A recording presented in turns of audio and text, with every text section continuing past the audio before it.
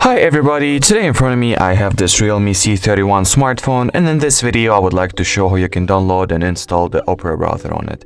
So let's go ahead and start. First of all, you gotta open up the Play Store. Here at the Play Store, use the search bar to type in Opera. Once the needed app is found, just click on install. Wait for the app to get downloaded and installed. It will not take a lot of time, probably a few seconds or even less. So as we can see, the app has been successfully downloaded and now it is installing into our device. So we gotta wait for a little bit more than that, but bumps. As we can see, it has been installed as well. So now all that is left to do is to open it.